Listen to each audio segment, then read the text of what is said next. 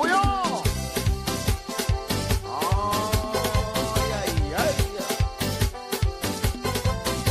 That's like a sauce.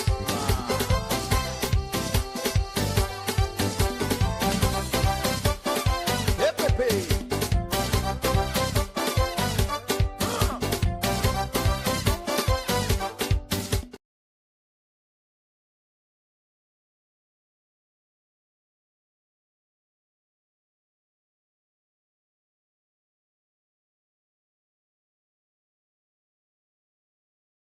C'est incroyable.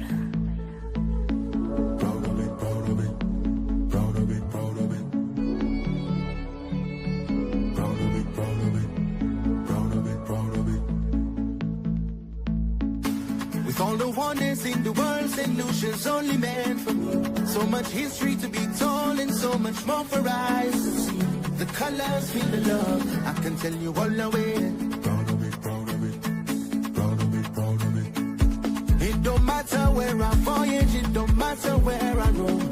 Majestic becomes stand. DJ Shows and Momo present Sunrise to Summer. Sunrise to Summer. Most anticipated event for the summer. It goes down Saturday, June 27th at Legends Place, 495 East and 95th Street. Get ready for the Total Destruction crew. DJ Kev, Top of the Line Family, DJ Young G, and the birthday boy coming through. The Simpler X, live on direct out of Vinci. Tickets are only $20. You pay more at the door. With drinks on sale and food on the house. Saturday, June 27th, Sunrise to Summer. New York, get ready. This is gonna be a movie.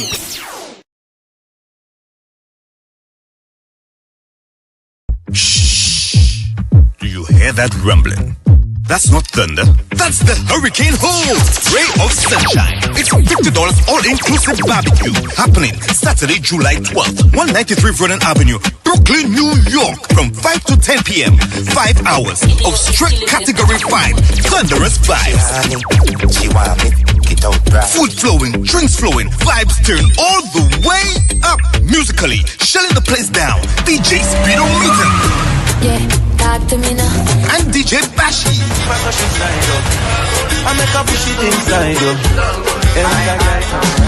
From old school classics to dancehall beat to soca madness to the tunes that make you wanna bust the wine till sunset. This is not a sit-down event. This is a bring your big energy kind of line. So rally the crew and enter the hole. The Hurricane Hole, Ray of Sunshine, July 12th, 193 Vernon Avenue. Hey guys, it's your boy Jerry, and I'm just letting all my lovely St. Lucian supporters know that Watch Radio NYC and Night Blink Events presents Sun Live, and this is all going down on July 12th from 10 a.m. The ultimate poolside breakfast fest, shades of yellow and orange. Entertainment by DJ Nine, Hollywood HP, Carlton Roberts, Sly and the Logics Band, Kevin X, Collision, and DJ Lychee. All-inclusive tickets are only for $225. To get in contact with the numbers below and come on down to Platin Marbor on July 12th from 10 a.m. Don't miss it.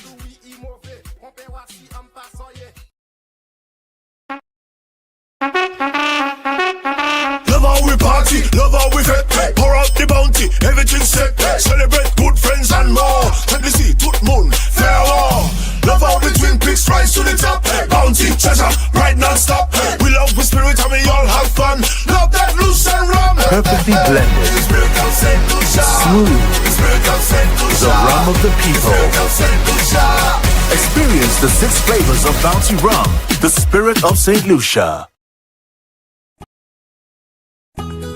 Get pain relief fast with Frances Rub. When the days get tough, rub it. Having back pains, rub it. The dog not well, rub it. COVID on you, rub it. If you have 4AD, rub it. For proper circulation, rub it. Stroke have you on a side, rub it. For all problems in life, rub it with Frances Rub. Or call 713-4162 or 489-3421. Nothing beats a good old Francis rub. Located in the Vendors Arcade, booth 27B. And now in VA4 on Girodi Street next to the post office. Good afternoon, or rather good evening. I want to welcome everybody to another episode of Bouyon. I am your host, Peter D. And today I have a special guest I want to bring on. We want to talk about our children, the future of our world, the future of our community, the future of our society. We want to talk a little bit about our kids and how we should care for them. And this young lady is a big advocate. She of children's concerns. She also is an author. So I want to, without further ado, let me introduce my guest to you. I want to say good night to you, young lady. How are you doing? I'm doing well. Thank you so much for having me. It's indeed a pleasure having you. So let's tell our audience a little bit about yourself. I want to give you the opportunity to introduce yourself to our viewers and tell them a little bit something about you, something unique, something that, we don't know about you. Tell us something about yourself. I don't worry about what people say. Okay, that means you're like me. I don't leave my life for people, so I don't worry about what they say. Okay, good. Yeah, some people don't like to hear that, but it's the reality. The reality of the situation. So tell us your name, tell us what the thing that you're passionate about, and talk to us about that. Well, my name is Ronnie Ramine, like most people would know me. But now I'm Ronnie Ramine Henry. I'm an author and I'm passionate advocate for kids, children's emotional growth, communication, and development. I'm from the community of Mikud in St. Lucia. I migrated here 26 years ago, and for some reason, I decided to take a liking to working with kids. And one of my first jobs, actually, I had a boy and a girl, which was actually a little older than I anticipated, but I made it work. Because for me, if you don't grow a child from 3 months into preteen, then it's very difficult, especially in this country.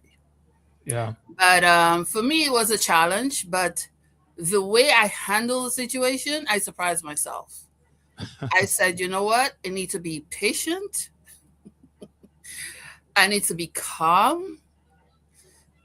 And I need to understand what the kids and children are saying to me. And that evolved into years and years, at least 20 now, of working with kids, 20 years working with kids. And more, I developed a strategy, a philosophy to working with them and making it easier for me and a little easier for them. And here I am in 2020, I would say about September 2020. I decided, you know what? With the experience that I've had, why don't I write a book? Why don't I express that to parents, caregivers, nannies, grandparents, dads, and let them know what it means to actually listen to our kids. It's, for me, something that would help with their development, something that will help with their growth, and something that will really open up the line of communication. So here I am. Here you are. 2 have not been published, but one is actually on Amazon. It's been 3 years. This past January was 3 years. So your first book is on Amazon right now. And There's it's a photo. 3 years. Because you're using the background, it's hard to see, right? Yeah. So Well, we can. I don't know if you have a copy. We could put I don't have a copy with me right now, but we will get that sorted. We will ensure that we pass a copy around and let persons know how they can obtain a copy of your book. Let's just say good night to all the individuals who have joined us. I can see a number of persons are here, so I want to say good night to you, Chelsea. I can see you, Rhonda. I can see you, Janifa. I see you as well. Sabina, I see you. I want to say to you guys, if you don't say hello, I will not know that you are here. So please do say hello, so I know that you guys are here. Let me ask you. So your first book is now out. It's been 3 years now, right? Your Yeah. first Tell us a little bit about how did you come up with the name of your first book and what inspired you for that name? And can you share the name with us as well? Yes, the one on Amazon right now is Play Free of Distractions, Whose Voice Matters. What inspired me to begin working with children with this book specifically? This was a deep passion for kids, their development, like I mentioned, their emotional well-being.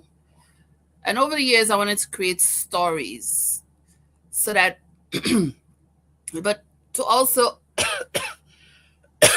excuse me, to also help, like I mentioned before, help adults, parents, and caregivers understand our children. Because so many times we just ignore them and that, they feel like, you know, I'm not being heard. And I, in this book, it speaks of how children go through different conflicts and how we as adults want to help them de-escalate those conflicts. But then if we give them an opportunity, according to from my experience, if you give them that opportunity and allow them to de-escalate those conflicts, it works better for them instead of us trying to intervene and help them de-escalate those conflicts. Understood. But let me ask, what message do you hope that children will take from reading these books? Because I know you teaching parents, and what do you expect your children to learn from reading the books?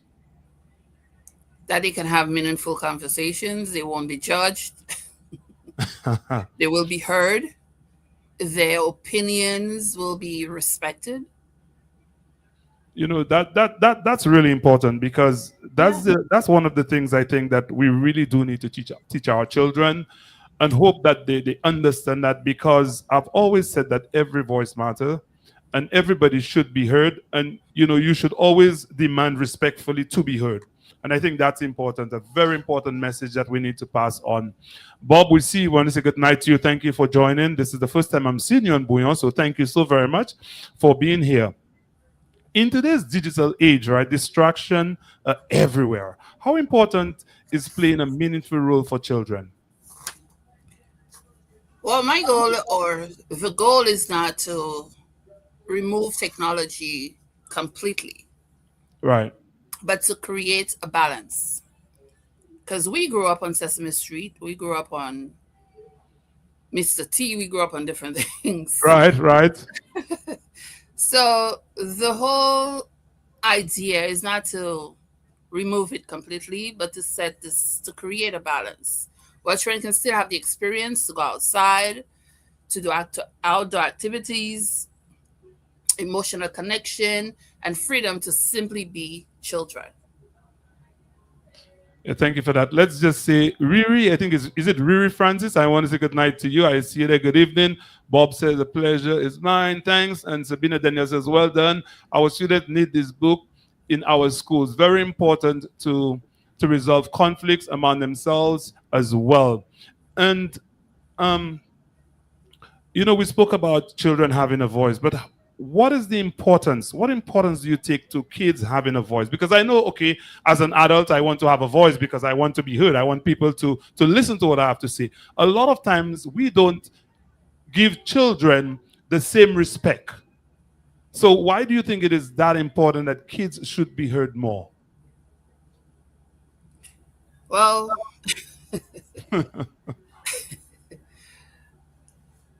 Children need to be heard because if you actually put a child out there and say to them, I want you to go say hi to Uncle Peter, and then his attitude and his behavior is like, no, I don't. And then instead of we ask ourselves or we try to come to the realization of saying, huh, what's going on here? We don't take that moment. We don't take that time. We don't invest our time in asking or trying to inquire what could be the problem here. But instead, we'll push them because we feel like we're the adult and what we say goes. Simple. What we say goes. So if I'm telling you to do it, it has to be done. And that's not the case. Sometimes we do more damage to that child than we even think. Maybe, and I'm sorry I'm using your name. That's okay. You can use my name anytime. Maybe Uncle Peter has been abusive to that child. So the fact that we keep pushing and pushing and pushing, and that child believes, okay, I don't have a voice, you're silencing me, then this child grows up to be messed up, damaged, as we see right now in this present world, this present society. But we do not, the thing about it is, Peter, I believe we need to invest time in our kids. That's all it takes, just some investment, a moment, the patience, the calmness to just invest in our kids. Listen to them. They have a lot to say to us, especially with their body movement. Some of them might not be in a position, might be a bit different when it comes to speaking their minds.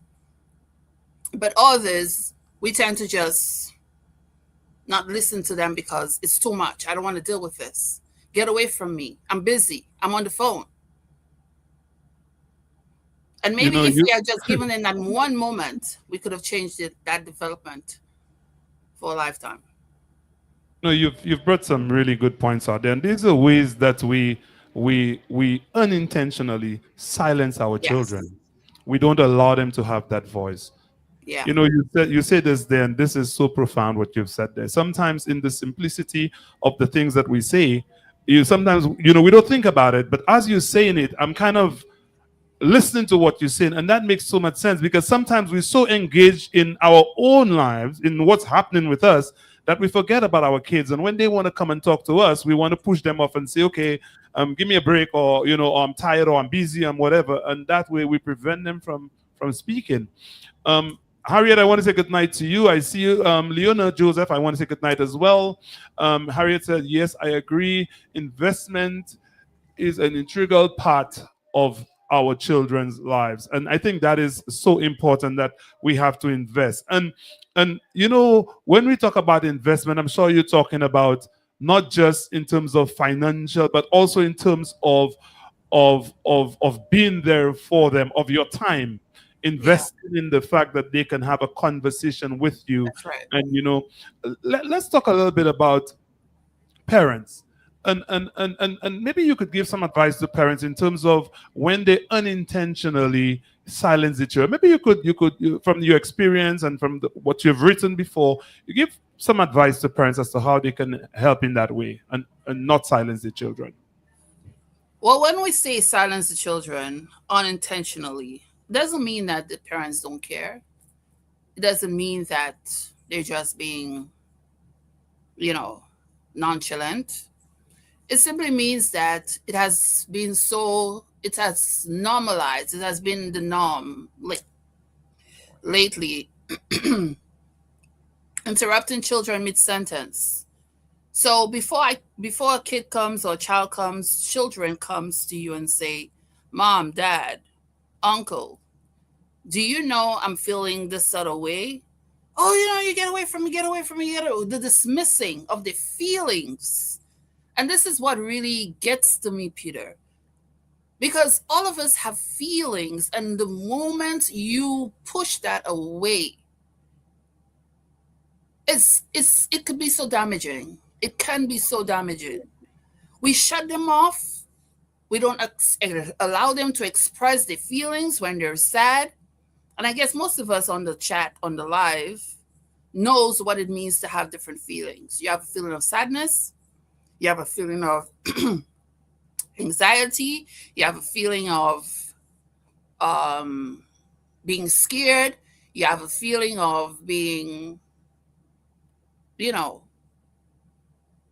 intimidated. So when you come to your adult and say to them, listen, I want you to help me figure this out. I'm afraid. I don't want to go down there. Oh, you need to stop. You need to stop. Get away from me. Get away from me. And I mean, again, it has been the norm. So it's not intentional. Doesn't mean that our parents or adults don't care. But we need to stop that. Stop the crying. You need to shut up. Which, again, is not okay. You don't ask somebody to shut their feelings. You don't do that. What I would recommend, I don't know if that was part of your question, what I would recommend for parents and caregivers to do is to allow that child to know you're near, you're here. If you need me after you're finished your outburst, after you finish crying, after you finish sobbing, after you finish being afraid, I'm right here. At least, Peter, 4, 5, 6 feet away. Let them know that you're present. Let them know that I will not leave your side. So whenever you finish expressing your feelings, I'm right here. And that heals that kid. That heals that child. Believe it or not, it does. I remember this incident. I had was he 2 at the moment? And his therapist was coming through. I had to wake him up. And he was like, I don't want to get up. I said, I understand that. But guess what? You can take a moment. And when she comes here, then I will explain to her that you need a moment. He kept banging his head, tantrum, throwing himself on the wall. And I sat next to him, not in his space, next to him. And he kept banging. And every time he did that, I said to him, I won't allow you to hurt yourself. I will not allow that. He kept doing it because he's testing his 2. I said, I will not allow you to do that. I said, I'm right here. When you're all done, I'll be available. Well, I'm still available, but I'll be available whenever you're ready. Peter, it did not take a minute and a half. All I heard was, okay, I'm better now. Because you know what happened here? I did not neglect him.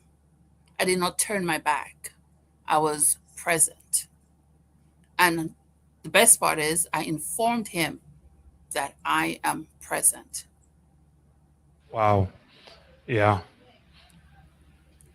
It's been a journey,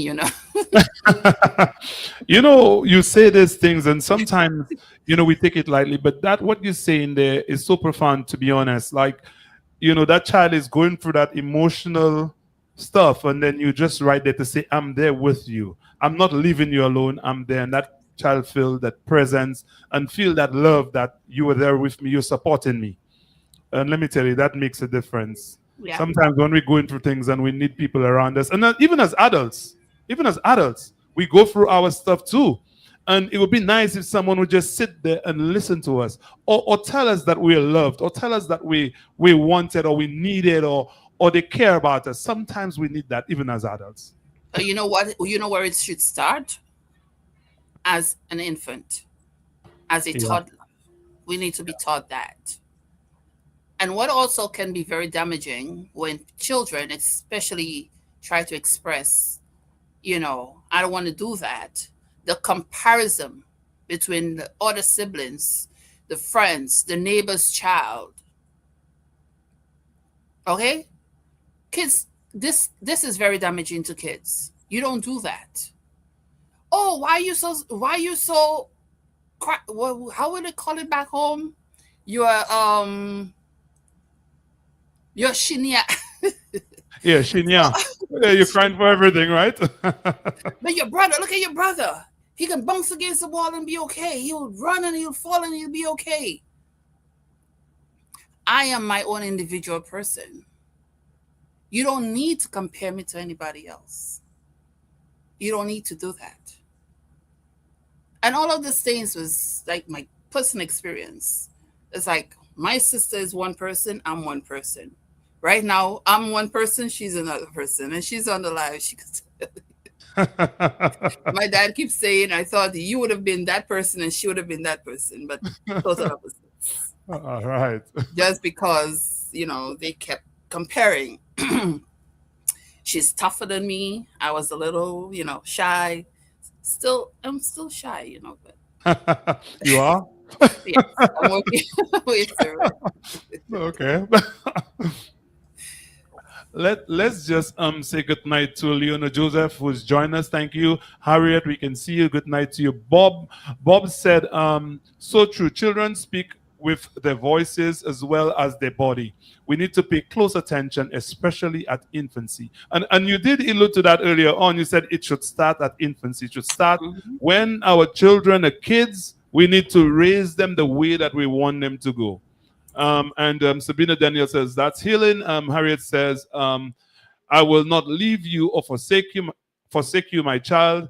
I am here for you. And Sister Lauren, I can see you. I want to say good night to you. Angel, I want to say good night to you as well. Good afternoon. Thank you so much. Catherine, I can see you as well. Good night to you. I hope Nadine is also listening as well to the program. Ronnie, as a child advocate, what are some of the biggest challenges children face today?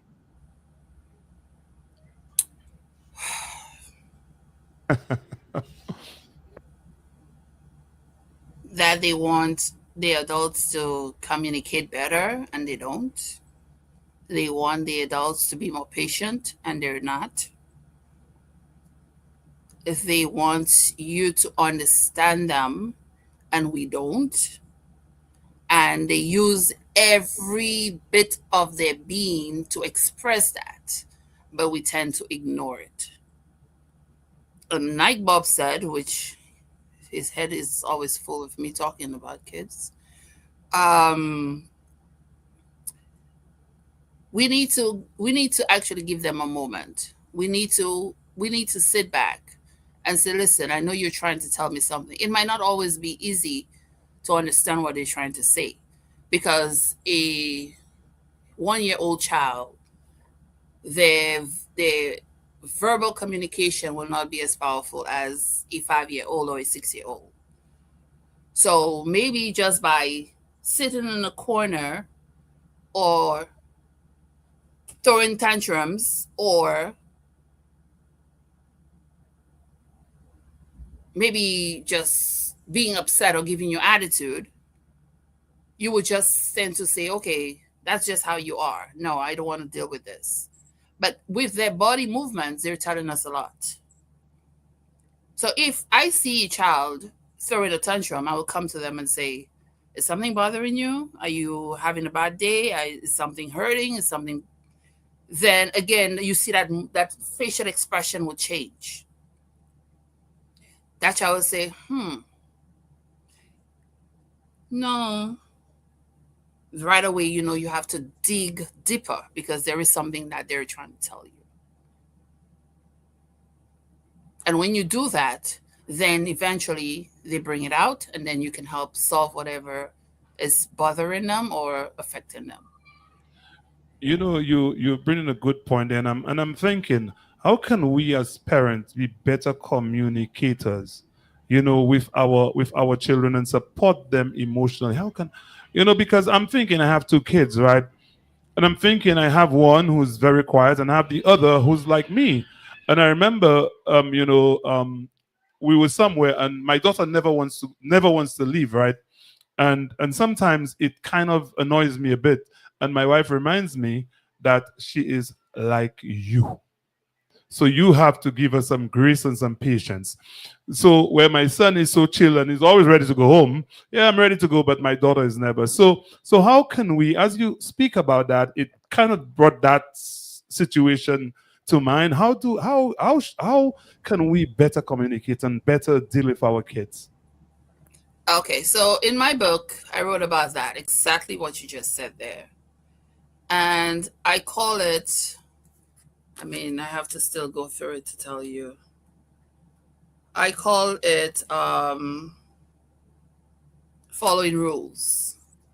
So what I normally do with kids, I would say to them, okay, we're getting ready. That's what we're going to do today. We're going to the playground. Are we going to the museum? Oh, we're going on a play date.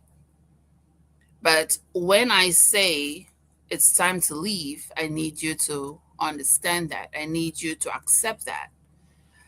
But when we get there, the play date goes on, the play at the playground goes on, the time at the museum goes on. What I do is I give them a 5-minute warning.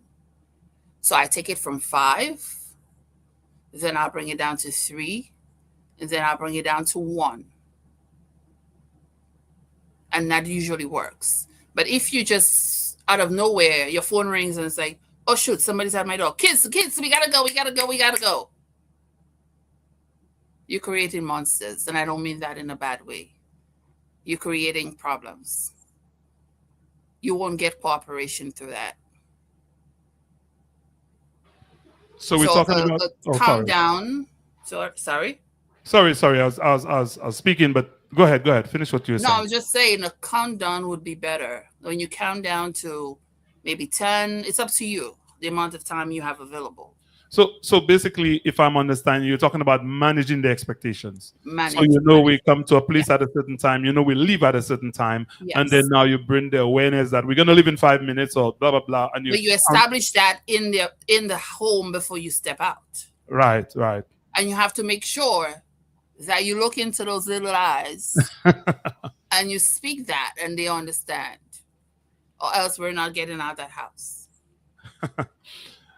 The consequence comes behind it. If actually we count down to 1 minute and you're not ready and you're acting up and you're doing all of this, the consequences, we're not coming back. And you can also establish that before you get out of the home. Out of the apartment. So basically, there are little takeaways and little things that you have to create to get kids to cooperate and to make it work for both you and them. Thank you for that. Very, very, very insightful. We live in a community that's dynamic. We have different people. We do different things. What role do you think the community plays in terms of raising healthy and confident young men and women? Well, I grew up knowing it takes a village to raise a child. Now, last week, I don't think that worked or that's working anymore. Because what I'm hearing right now is, you're not telling my child what to do. Who made you my child's keeper? Okay? The defending of your child when you're not there. And again, you're not doing it away from them. You're doing it in their presence. I believe the community or the neighbor, whoever in the community, should have a conversation with the parent if something is not working. Or if you're okay with it, you give that neighbor or that friend or that, home girl or boy that privilege to actually correct your child in your absence. But right now, I think with the different methods of parenting we have right now, that has deceased. That is no longer. And that's damaging. That is not the village that I knew that used to raise the kids. So I believe if there is a form of communication between the parents and the neighbors and the friends, then we can raise better boys and girls. Totally agree. And Yasmin says, hi, Peter D. And Okay, Yasmin was just saying hello. Yasmin Anthony, good night to you, Yas. Sister Lauren says we prepare the kids in advance. And Sabina Actually, said, Yasmin taught me, Yasmin taught you? She probably never knew I would have Oh, become. really? Anyway, Yasmin taught you? Okay. Yes, the people I've heard you've taught, man, is crazy. But you know what happened with Yaz? Again, I think maybe I got it from her. Who knows? You never know. Sometimes you Right. step on something and it just help build you up. When I knew Yasmin was so, and she still is, so cool and so patient. And she'll give you that look. Like you can't help it, but just follow what she's telling you or just cooperate. So who knows? Maybe I got it from her. She and I are pretty cool. She's still like that. Oh, she is? Okay. Yeah. I work with her all the time because we serve on the same board at SLNDC, so I know that for a fact. And Sabina just said that would work for autistic kids as well, and that's about managing the expectation. I know just last week on my show I had 4 autistic individuals on here, and what you're saying is really the same thing, talking about managing the expectation and what they should expect and not expect. In your opinion, what makes a child feel safe and valued? I am heard. I am accepted. I matter even when I make mistakes. Emotional safety is very important. True, true. Emotional safety is very important. I like what you just said there. You know what it reminds me of, and again, I have a 7-year-old daughter, and you could see sometimes when something is going on and she's not feeling comfortable, she runs and comes and hold my hands and just next to me. And just the fact that she feel that assurance that her dad is right there supporting her. So Yeah. I really feel what you're saying. Yasmin says, oh, thank you, Ronnie.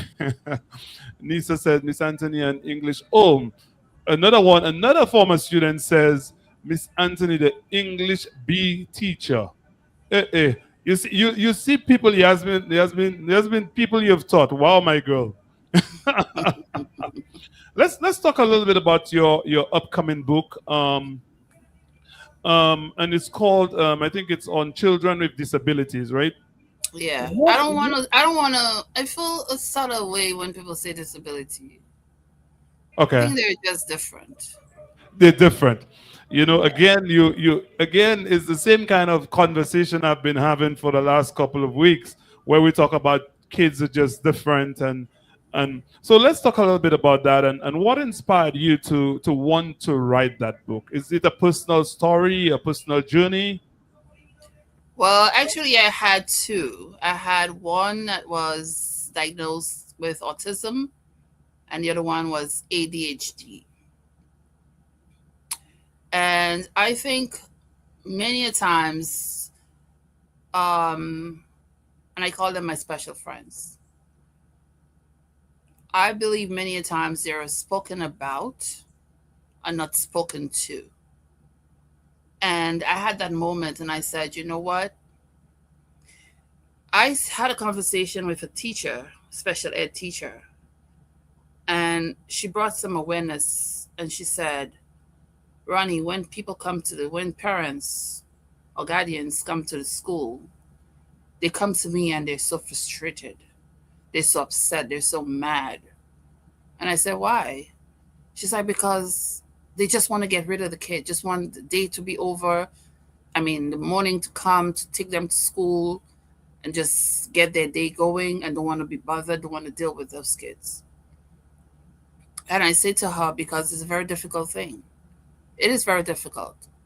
So my book, basically, from my experience, because I don't have any PhD or any degree in child philosophy or psychology or any of that thing. But with my experience, I think I can beat any of that.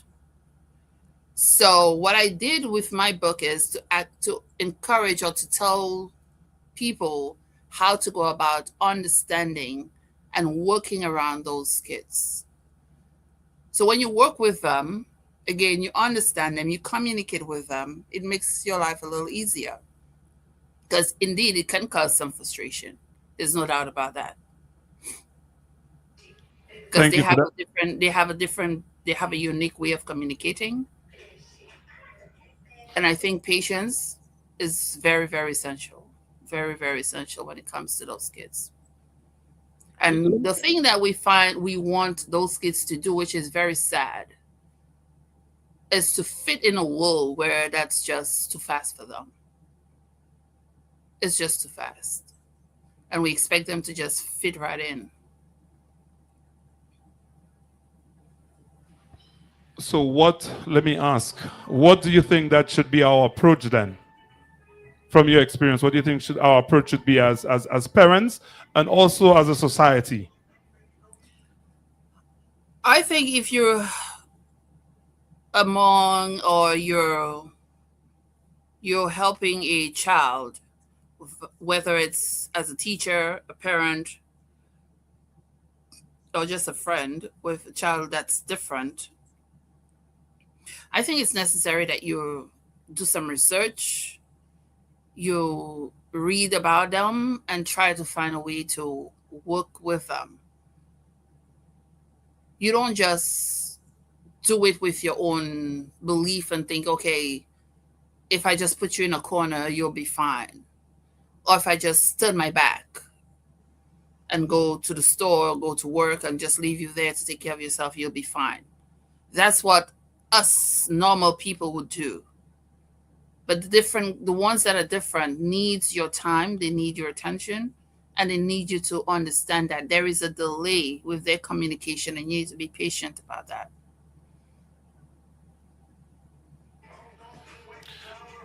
What message do you hope your second book will bring to families and the community and just generally in education as a whole? I believe the second book which is called Lab of Experience with My Special Friends.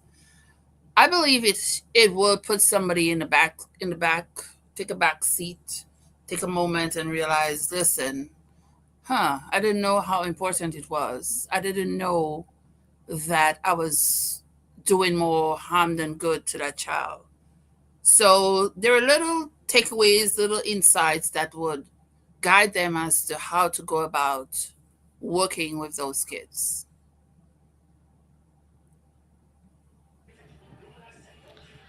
Once again, guys, don't forget you tune to Watch Radio NYC. And of course, this is the Bouyon Talkshow. Happens every Sunday from 7 p.m. to 8 p.m. Thank you so much. Harriet says, I don't say children with disabilities. I use the term children with different abilities. And that makes sense. You say they're different and they're different from us, but they're special in their own way. All of us are special, and so are they. So thank you for that. What changes would you like to see in schools and communities when it comes to supporting our children?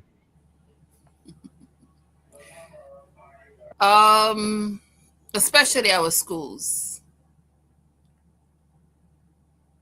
I believe some of our teachers have to be trained to deal with different characters of kids, because most times we tend to treat a kid like you said. You have two kids, one is this way and one is that way. One is more like you and the other one is a bit, their own person. But then we want to use the same one to work with both kids. So I believe one of the things that needs to be done is for special training to be given to teachers in schools. And yes, we have the special ed for our, like the young lady said, different abilities. We have special ed teachers. But how about the ones that, again, parents tend to say, you know what? Nothing is wrong with you. Blah, blah, blah. Just send that kid to a regular school. How about we have some teachers trained to deal with those kids in case they do not attend the special ed, but they attend public schools, regular public school. I think one of the things we need to work on is to actually train teachers for different characters. There are children that are ADHD. There are children that are OCD. There are different different kind of kids, and some of them are just among other regular kids. And then we tend to, like I mentioned before, we tend to put them in a world of try to fit them in a world that's already at a fast pace for them, and they can't fit there. And then teachers get frustrated, nannies get frustrated, caregivers get frustrated. So I believe if we do some sort of, courses are given to teachers, are given to nannies, are given to caregivers, that will help so much with the development of different kids. You brought a very important point here while answering this question. You said sometimes parents say, "Oh, there's nothing wrong with you. Just go to regular school." But Yeah. isn't there also a very important aspect here that us as parents, we need to listen and observe our children, and it does not hurt to put our children in a situation where if they need help in learning, that we put them in those programs, even if they don't need it. But if you realize there may be a case that they do need it, that we should enroll them in these special ed classes just to make sure that you're crossing all your T's and you're dotting all your I's. What's your advice to parents when going through that journey? Because a lot of times, we as parents, we feel if we think there's maybe a learning impairment or something with our children, we want to blame ourselves, and maybe the shame of that, it makes us forget about the child, but think about more us and how society will look at us, as opposed to trying to give that child the best that we can. Sometimes they may not need it, as I've said, but what are your advice to these parents? Well, first of all, when you have kids, it's no longer about you. It's no longer about you. So if you believe or you sense there's something wrong or not normal, I think that child needs to be evaluated. You take that child to be evaluated, because, Peter, what you do not want to do is take that child to a regular school and just assume that, okay, maybe something is wrong, but you take that child to a special ed and that child basically does not fit there. So that means you're already making a judgment that you have not finalized. It's basically like taking an injection for something that you don't have, and somebody just assume maybe it's just a bad back, and all the time it could be probably a tumor. So if you put a child that you think has some sort of different ability, and you put them in a special ed school or ed class, and that child probably was just disturbed or just going through a moment at the time that you realize that, then what are you saying you're doing? You're damaging that child's development. Maybe that child does not belong there at all. So the first thing I would say is evaluate that child. Now, we're talking about different places. In St. Lucia, honestly, if you ask me, I think we're lacking all of those resources. We don't have that resource down there. And up here, it's different. From the time, the moment the parent or the teacher calls on to the parent and say, listen, I believe John Jay has a different reaction from all the kids. Then, okay, they call in the teacher or they call a psychologist or somebody to evaluate that child. Then you decide and you take it from there. Do they need therapy? Is it going to be a quick fix? Is it something that's something that you have to leave for the rest of their lives? So before they make that drastic decision, I think the kid needs to be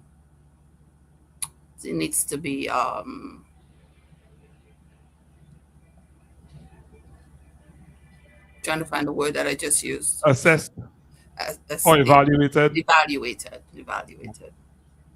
Thank you for that. Sabina just said, even the differentiation, even with differentiation, many students are not able to access the curriculum. To make it worse, they have the same assessments, so schools have to change a lot of stuff. And Yeah, Yasmin I just agree. said, you agree. And Yasmin just said, I can't agree with you more. Sabina said, parents have to agree to the evaluations. Many do not. Yeah. And Yasmin has put in. Let's see if we can get Yasmin stuff across. But whilst I hold on before I get to Yasmin stuff, let me, because Yasmin just wrote something there. Let me ask you, how can we create more inclusive environments for children who are not like us or with special abilities? Well, again, we need to have more programs set for those kids, allow them to have more programs for them, allow them to go to different, like I said, different evaluations and see where they belong. I think more should be done in terms of sensory classes, you know, different things that could actually help with them being different. And again, I don't believe if we're talking about back home in St. Lucia, that is not the case at all. And, you know, I just believe that we need to have some more programs and encourage those kids to feel heard and to feel like they need to be, accepted in our community and in our world. Thank you for that. Let's try and take on what Yasmin has said. She said one of the challenges we face is the stigma that some people attach to having an IEP. Too often, the focus is on the label rather than the purpose. The reality is that not every child learns the same way, and an IEP is simply a tool designed to provide the support and resources a child needs to succeed. Rather than viewing it as a disability, we should see it as an opportunity, one that helps children maximize their potential and access to education they deserve. Denying a child those support, and I can't see the rest. I'm not sure why I'm not seeing the rest, but there's a rest there I'm not seeing. And sorry for that, Yaz, if I miss anything that you've said. And Sabina said, I cannot agree more, Yaz. The kids stigmatized by their peers as well.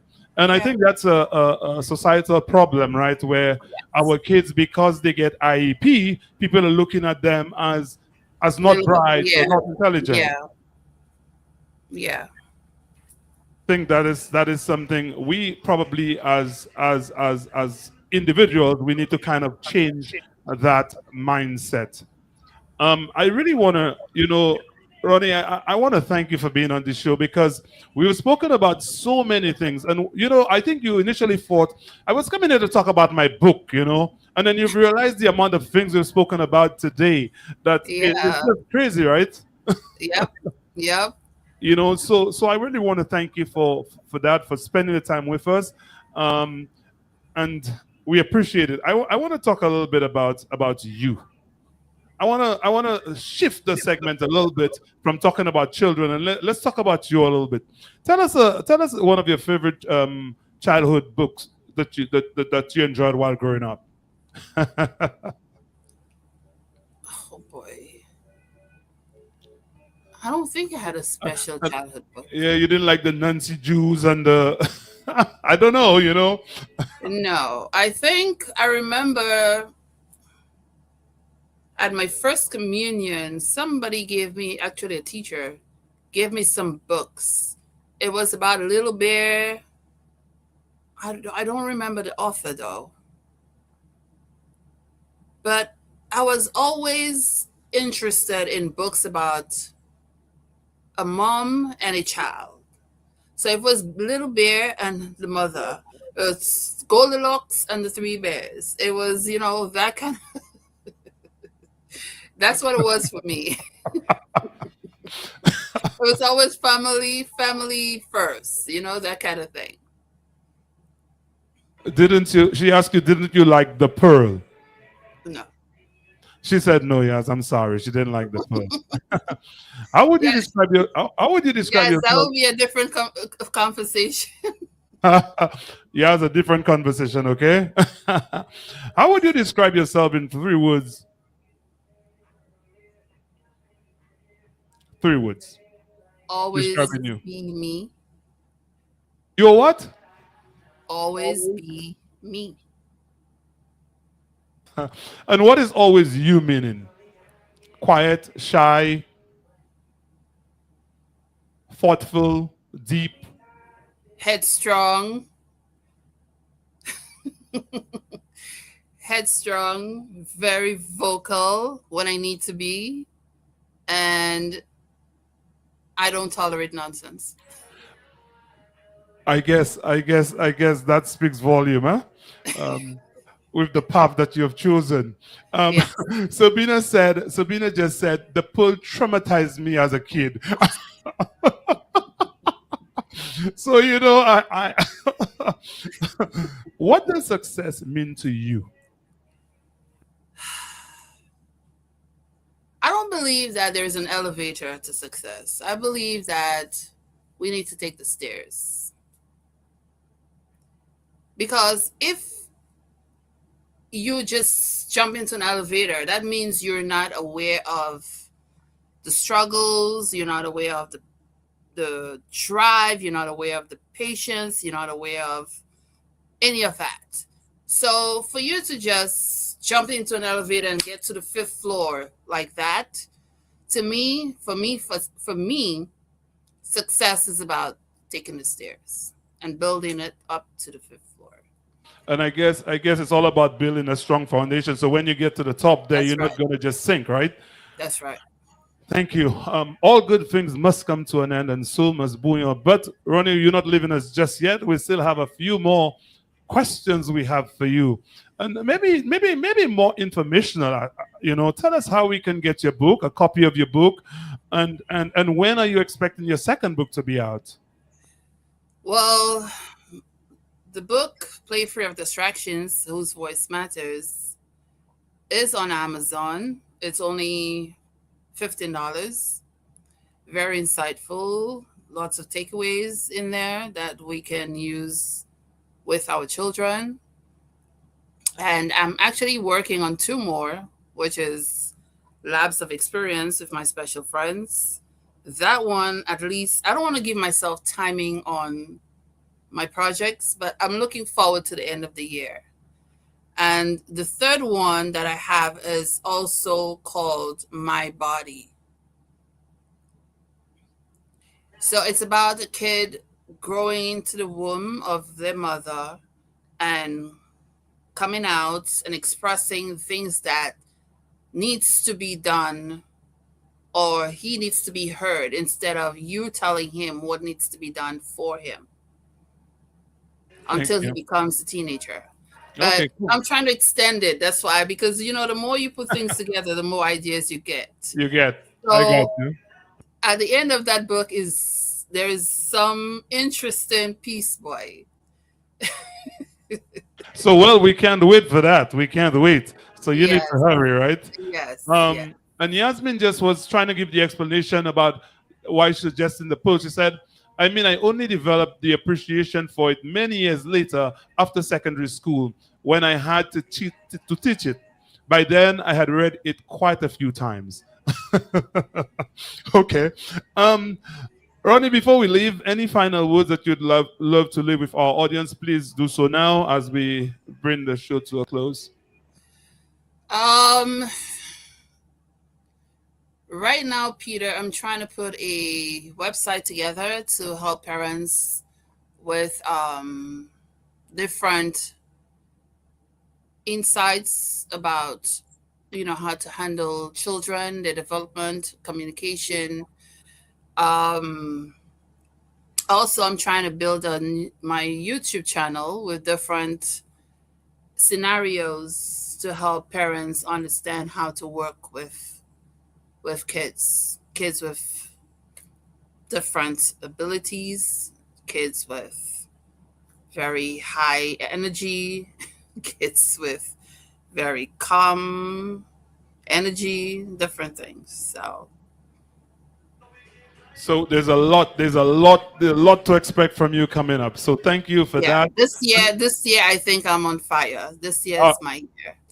that's a good thing. So please feel free to share with us, and we could always share your Definitely. information and so on our website and of course on our Facebook page. Once again, audience, I want to say thank you for joining us. Ronnie, I want to say thank you so much for being on the show. I hope this is not your last time. I look forward to having you again. So I look thank you. forward to being there. Great. So thank you for your time. Again, I want to say to my audience, I want to thank you guys so very much for being here. Thank you for being for engaging in that discussion. And I will talk to you guys soon. So take care. Good night. And once again, thank you so very much. Good night. Thank Bye. you, Peter. Welcome. Bye bye.